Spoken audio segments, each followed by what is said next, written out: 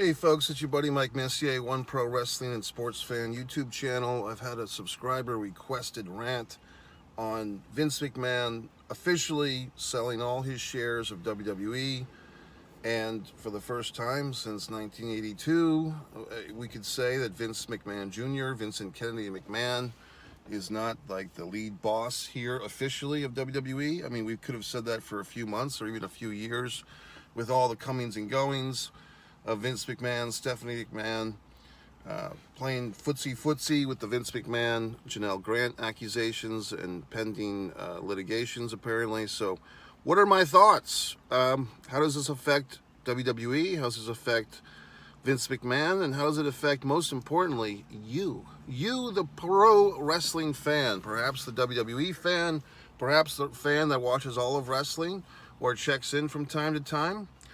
These are my thoughts. Ready? First, Vincent Kennedy McMahon, how it affects him. You know, we've seen people deep into age, you know, like in their later years. You can't count people out. I mean, I think it was Dan Rather just turned 92 years old, and he's still very prominent and still very articulate. This is the newscaster.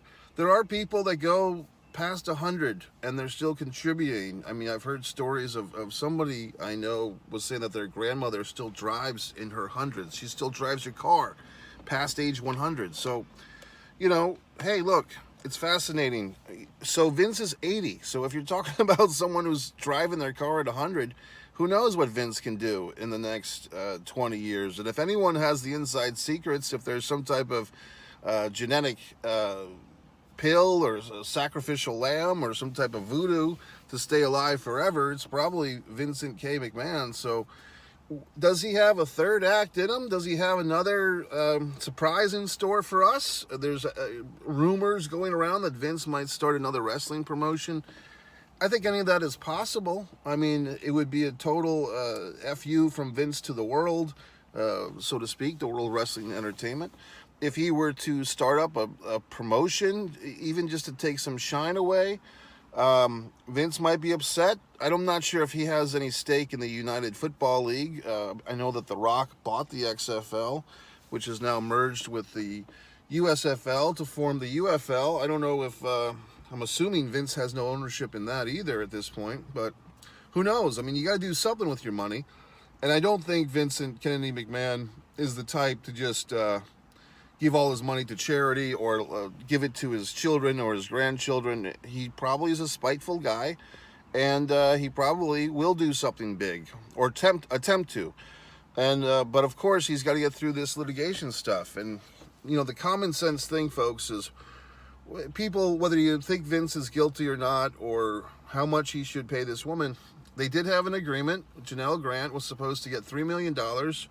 And Vince apparently paid the first $1 million, defaulted on the second $1 million, meaning he didn't pay it. So the NDA, I mean, some people are pointing out, well, she broke the NDA. Actually, she didn't. Vince broke the NDA because he didn't pay her the second installment of $1 million. And this goes to my theory that Vince wanted to be caught. Vince wanted people to know about this. In the secret crevices of his mind, Vincent Kennedy McMahon is a sick person, a sick individual, and he wants people to know how depraved he is. If you read the interviews that he did himself, apparently he was sexually abused as a child. Scott Hall talks about how Vince told him about that. So just Vince never got the proper therapy, the proper help to deal with these horrible things that he went through, which I do feel for him. But he basically continued this cycle and took it out on other people, including us, the programmers. I mean, the people that watch the programs, the consumer.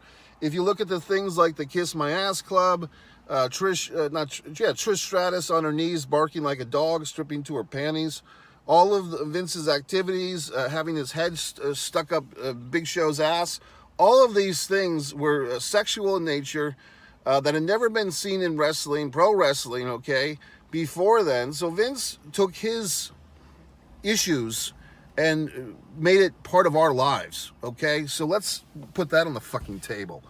So Vince, I'm not sure. I mean, I keep thinking that maybe Vince will get the Jimmy Snuka deal where, you know, Snuka, talk about wanting to get caught. Snuka putting in his own biography that Vince McMahon left a briefcase full of money for the police officers looking into that possible murder way back when. And Snuka had to go to court, and the judge said that Snuka was not fit for trial medically. And then Snuka died not too long after that. So I kept thinking, well, maybe Vince will experience that type of deal, but he didn't, or he hasn't yet. So we'll see. Remember 3 or 4 or 5 years ago when Vince would come on TV, people were really worried about him. Like Vince looked kind of shaky and wobbly. And then it seems like in this, and when they sold out to TKO and the merger and Endeavor and UFC, it looked like Vince had that little Hitler mustache and he seemed a little bit better. So who knows? How does this affect you, the wrestling consumer, the WWE consumer, and Triple H and Stephanie and all this stuff? I'm going to quote the famous Who song. You saw the song, you heard the song in the movie Top Gun Maverick. It's been used in commercials. It's a classic song. Meet the new boss, same as the old boss. We won't get fooled again. I mean, just that's the song of the day, folks, for WWE. If you watch, I watched WrestleMania this past year.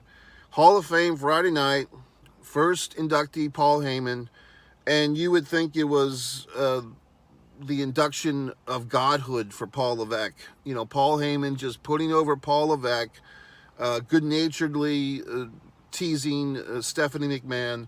But really, the shine was on Paul Levesque from the opening of that weekend, the WrestleMania weekend. Paul Heyman set the tone. We watched WrestleMania Night 1. Michael Cole is putting over Paul Levesque. Paul Levesque, you know, the weather and Paul Levesque. Those were the things on Michael Cole's mind that night.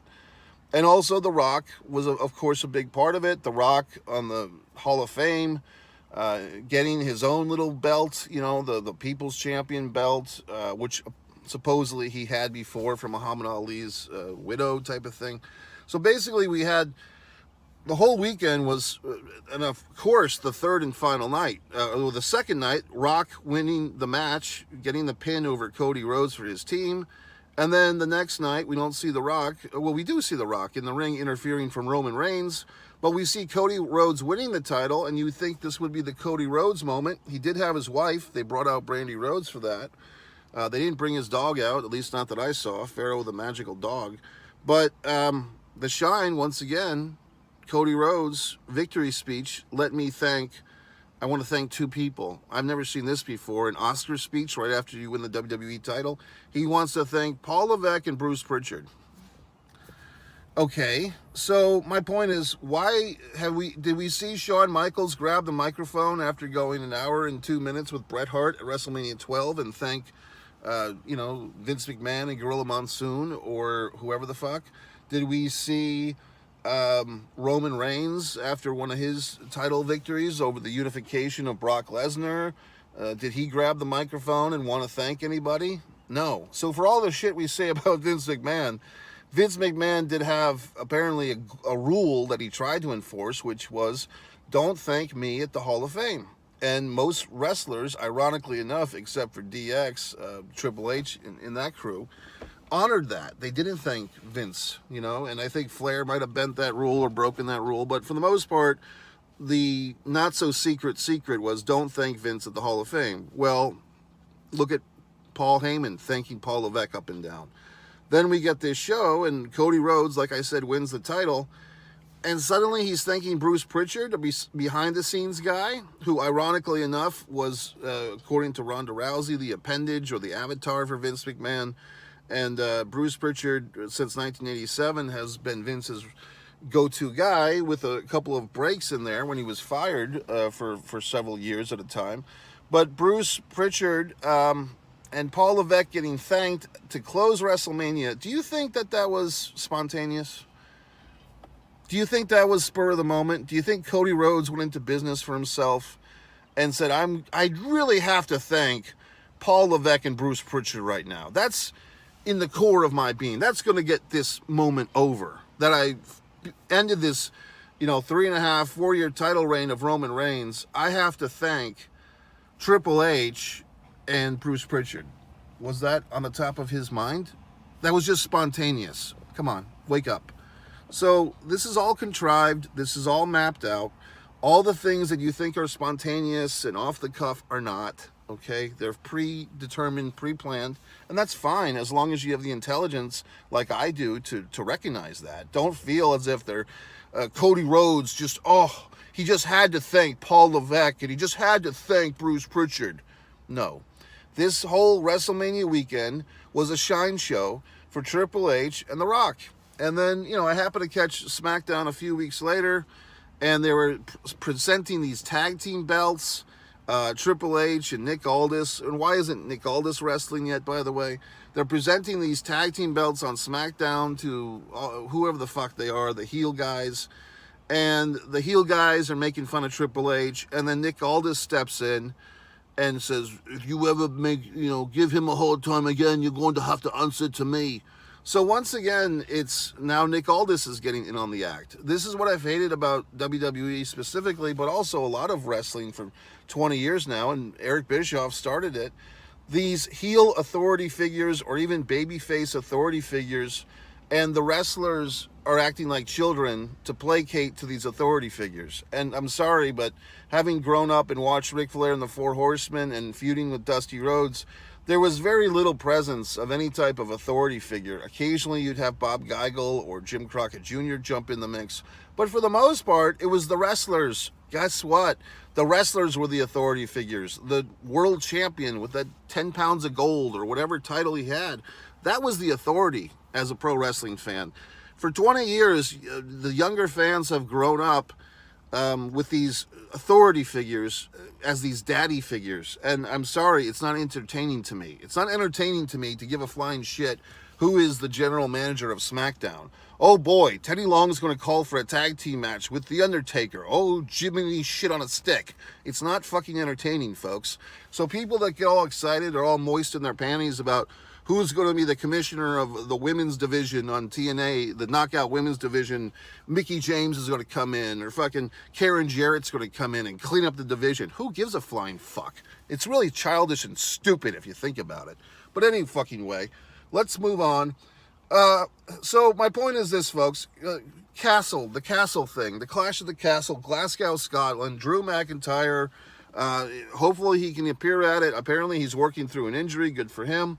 But my point to bring that up is the thing I saw yesterday, the meme, as it were, is that the tickets are selling, quote, like crap for the WWE's big show in Glasgow. Everyone wanted a big show. Well, you got a big show, but people don't want to pay the price, nor should they want to pay the price. And the price literally, as the fucking kids say, is $634 American for the nosebleeders, for the high sky in the high seats. The shit seats are American, $634. Well, in this worldwide economy and people having to struggle to pay for their food and so forth, I don't blame the people in Glasgow. If you're an intelligent person, why would you spend all that money to go see a fucking show that you can sit there and watch at home for $10 American for the whole month on Peacock? And I'm assuming that these fine folks in Glasgow have Peacock, or they have some type of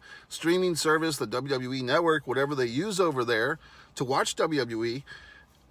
Why would you watch it? I mean, yes, I want to be a part of something. Okay, horseshit, whatever the fuck.